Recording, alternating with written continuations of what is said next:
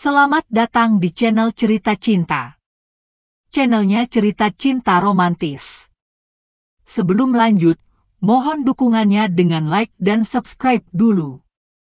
Membalas sebuah penghinaan, bab 2. Bodoh kamu, Ikram. Kamu benar-benar seperti pria sampah. Ikram frustrasi. Ia meluapkan rasa kecewa terhadap dirinya sendiri. Tanpa Ikram tahu, jika ternyata ada sepasang mata yang sedang menatap iba ke arahnya. Pria itu mengikuti Ikram sedari tadi. Dia melihat dan mendengar jeritan Ikram yang sangat menyayat hati. Dan dia pun mulai tidak tega dan berjanji akan membantu temannya tersebut. Aku yakin kau pasti sangat menggantungkan kehidupanmu dengan pekerjaan ini, teman. Jika kau memang sangat membutuhkannya, aku dengan senang hati akan memberikan pekerjaanku ini kepadamu. Ucap Tio yang menatap ke arah Ikram. Setelah itu Tio pun berlalu pergi meninggalkan Ikram yang masih terlihat frustasi. Tepat siang hari, Ikram menuju pulang ke rumahnya. Dan tak butuh waktu lama saat ini, Ikram sudah tiba di depan rumah. Dia memberhentikan motor miliknya dan langsung masuk ke dalam. Kebetulan pintu rumah tidak terkunci, jadi dia tidak perlu mengetuk pintu saat masuk ke dalam. Setibanya ia di ruang tamu, Ikram bisa mendengar suara istri dan anaknya yang sedang bersenda gurau di dalam kamar. Dan dia pun tersenyum melihat pemandangan yang sangat menyejukkan mata itu. Dan tanpa terasa Ikram telah meneteskan air matanya. Dia berdoa di dalam hati, agar senyuman dari kedua wanita yang sangat ia cintai itu akan selalu ia lihat setiap hari, sampai ia menutup mata. Ayah! Teriak gadis kecil yang tak sengaja melihat keberadaan Ikram di balik dinding. Wulan pun langsung menoleh ke arah pintu yang sedang ditatap oleh anaknya. Tapi dia tidak menemukan orang yang dipanggil ayah. Dan karena penasaran, akhirnya Wulan mulai bangkit menuju keluar kamar sambil menggendong Cinta. Mas, kok gak manggil aku kalau udah pulang? Tanya Wulan terkejut saat menemukan suaminya sedang bersandar di balik dinding ruang tamu.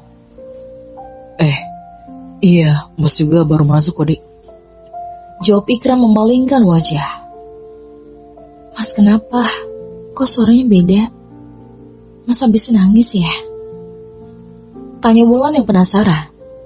Enggak kok, Mas cuma lagi pilek aja, Dik. Jawab Ikram mulai menatap wajah Wulan. Oh ya Mas, kok jam segini udah pulang? Biasanya kan Mas pulangnya sore. Apa karena sakit itu? Enggak, Mas enggak sakit kok. Yaudah Dek, yuk kita masuk dulu. Mas mau ngomong penting sama Dek. Ikram menuntun istrinya untuk duduk di atas tikar usang yang ada di lantai. Dan dia mulai menggenggam tangan Wulan.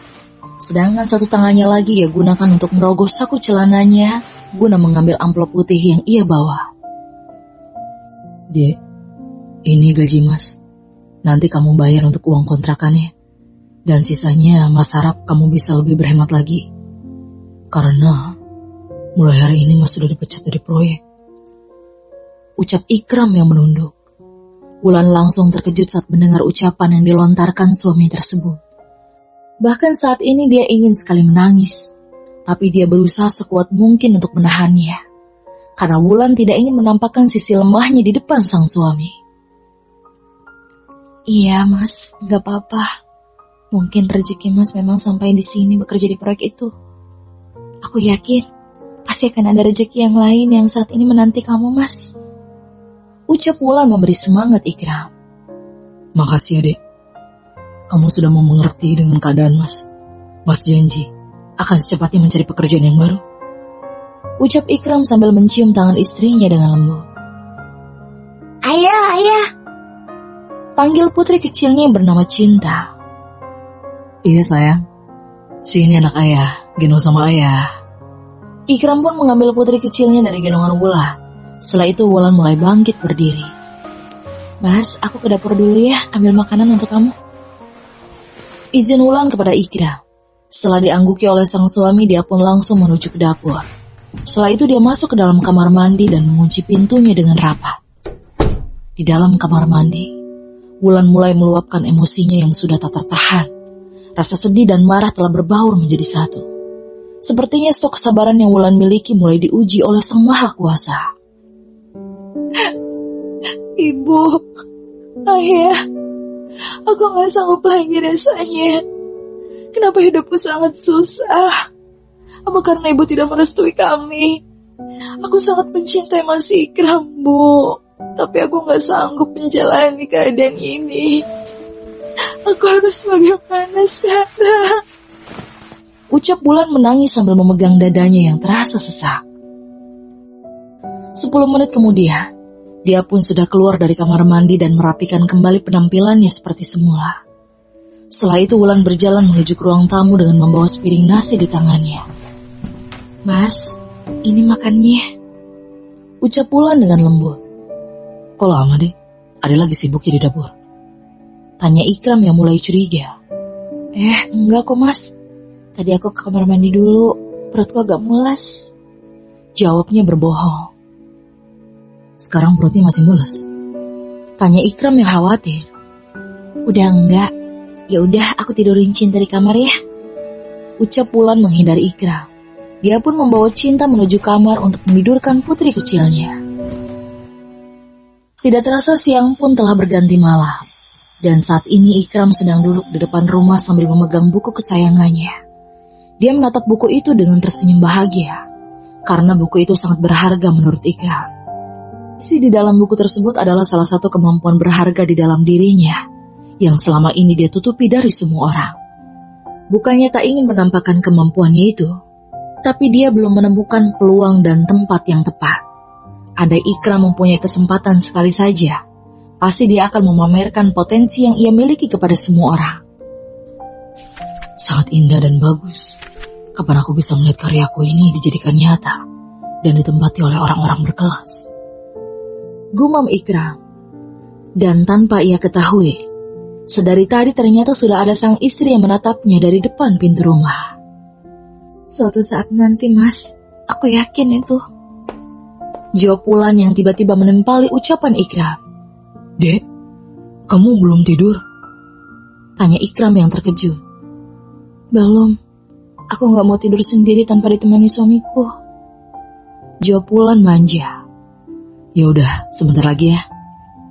Wulan pun mengangguk dan dia mulai mengambil buku yang dipegang oleh suaminya tersebut. "Gambar kamu ini sangat bagus Mas, sangat modern dan berkelas.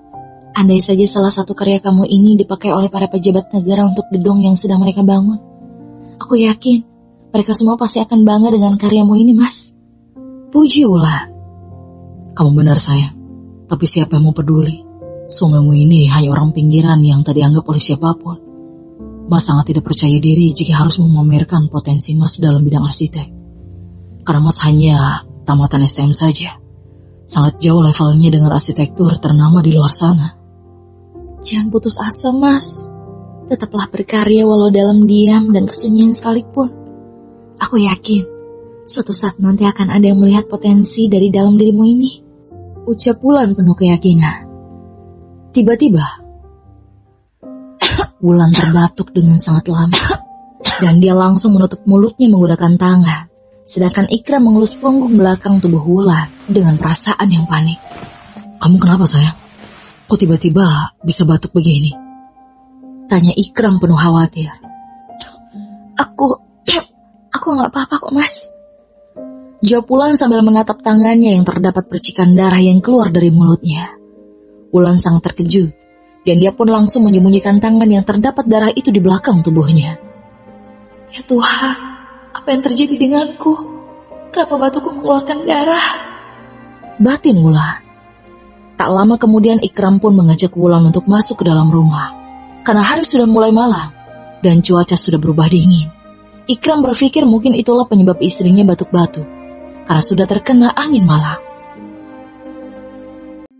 Keesokan harinya, tepat pukul 7 pagi, Ikram pun sudah bersiap untuk pergi mencari pekerjaan yang baru. Dia sudah bertekad di dalam hatinya, apapun pekerjaannya akan dia lakukan, selagi itu halal dan dapat menghasilkan uang. Dan saat ini Ikram sudah berada di teras rumah, ditemani oleh istrinya Wulan. "Mas, ini bekalnya jangan lupa dibawa," ucap Wulan memberikan bekal nasi di dalam kotak makan. "Iya, makasih Dek. Doakan semoga Mas mendapatkan pekerjaan hari ini. Jawab Ikram sambil memasukkan bekal itu ke dalam tas yang ia bawa. Akan aku doakan, Mas. Mas hati-hati di jalan. Jangan ngebut bawa motornya. Iya, Mas pergi dulu ya. Hati-hati, Mas. Sambil menyalami tangan Ikram. Dan setelah itu Wulan pun menatap kepergian Ikram menggunakan motor zamannya itu. Lancarkan rezeki suamiku ya Allah. Doa Wulan dalam hati. Setelah itu Wulan pun langsung masuk ke dalam rumah untuk mengerjakan pekerjaan ibu rumah tangga. Hari sudah semakin terik dan Ikram sudah kesana kemari untuk menanyakan lowongan pekerjaan. Tapi semua itu tidak semudah ekspektasi yang ia bayangkan. Ternyata mencari pekerjaan di ibu kota memanglah sangat sulit.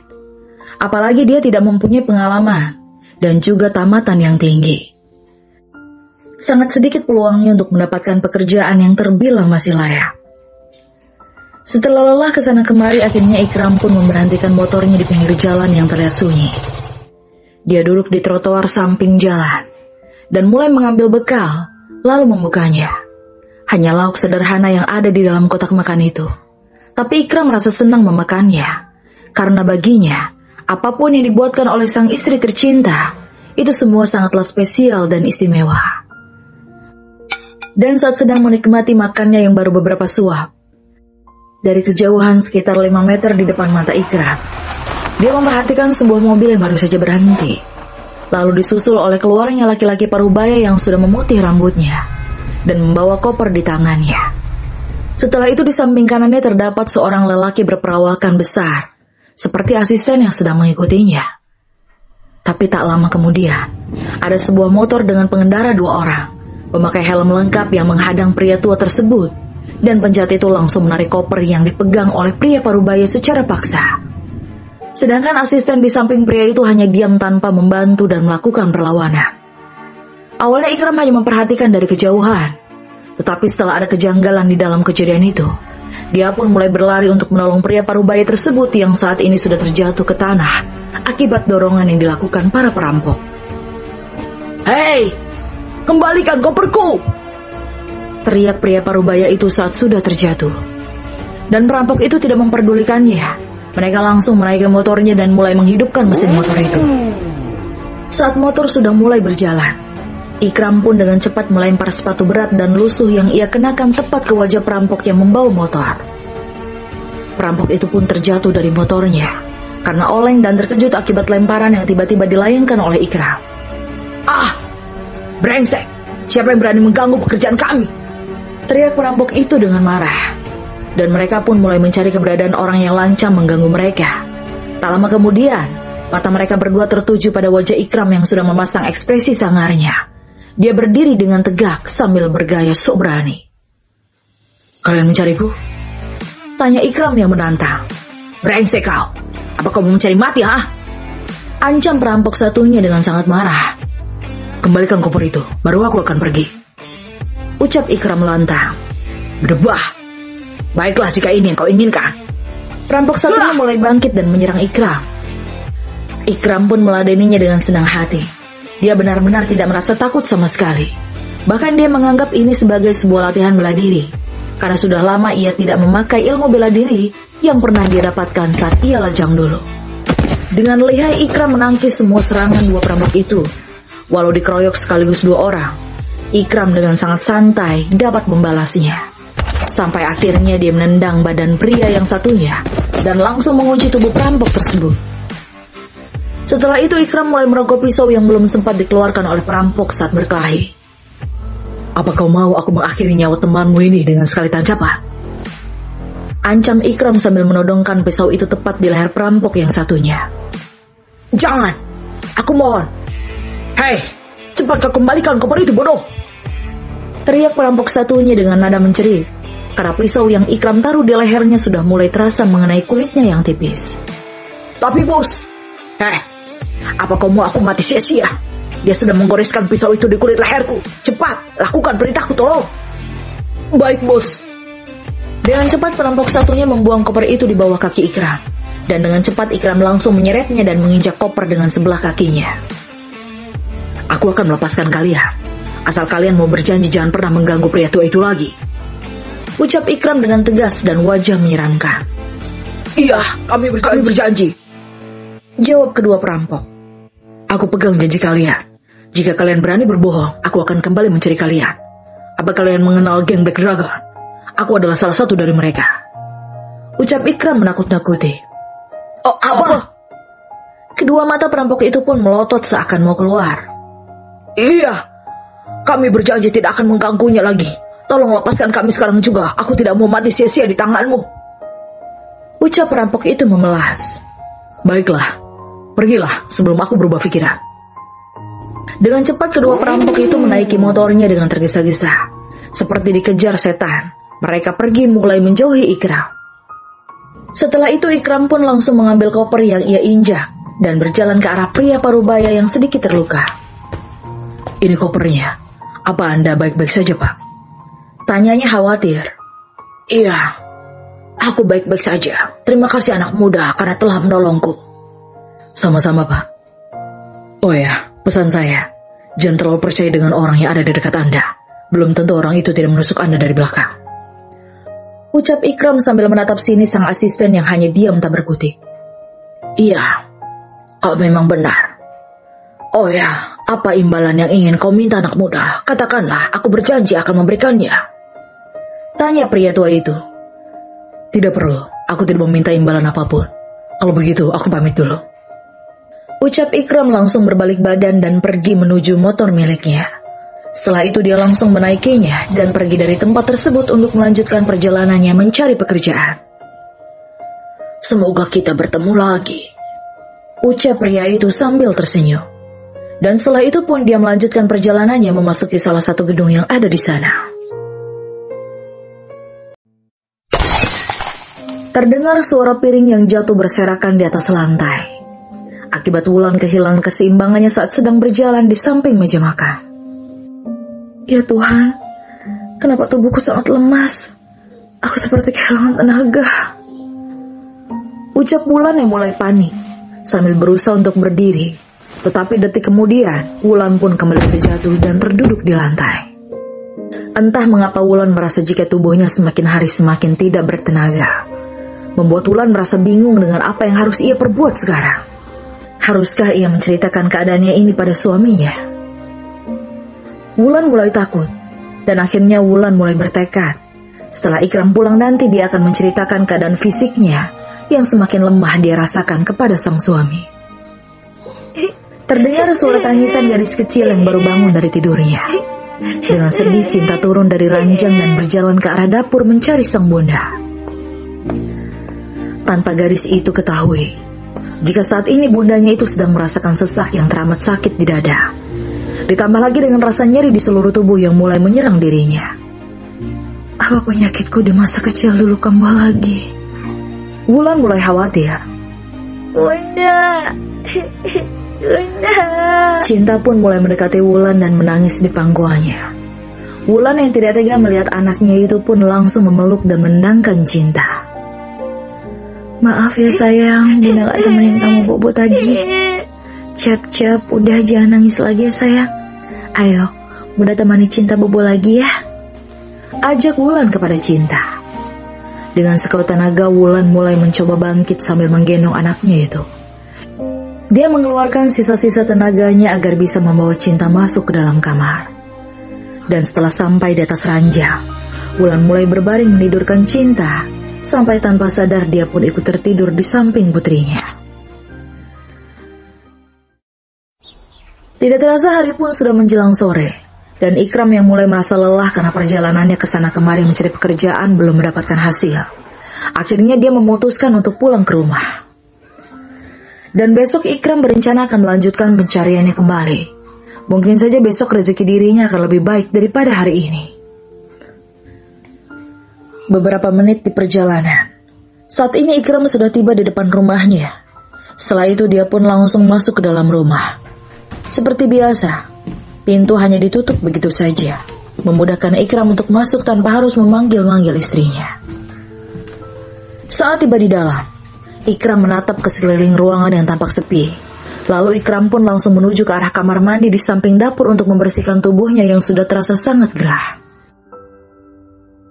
20 menit kemudian Ikram keluar dari kamar mandi dengan mengenakan handuk yang melilit pinggangnya. Dan dia langsung menuju ke dalam kamar untuk mengambil baju di lemari dan mulai memakainya. Setelah berpakaian lengkap, Ikram mulai berjalan ke ranjang. Dapat dia lihat dari dekat anak istrinya tertidur dengan sangat nyenyak. Tak ingin mengganggu mereka, Ikram pun mulai melangkah keluar kamar dan duduk di ruang televisi. Beberapa menit kemudian Ikram pun dikejutkan dengan suara seorang wanita yang sangat ia sayang. "Mas, kok gak bangunin aku kalau udah pulang?" tanya Wulan keluar dari kamar sambil menggendong Cinta. "Iya, Mas gak tega deh. Habis kamu tidurnya nyenyak banget." "Oh iya, aku ketiduran tadi Mas." "Oh ya Mas, gimana? Udah dapat kerja?" tanya Wulan yang semangat sambil duduk di dekat Ikram. "Maaf ya deh, Mas belum mendapatkan kerjaan," jawab Ikram yang merasa tak enak. "Bagaimana aku akan menceritakan keadaanku ini kepada Mas Ikram? Sedangkan dia saja saat ini sedang bingung karena belum mendapatkan pekerjaan," batin Wulan. Bersambung.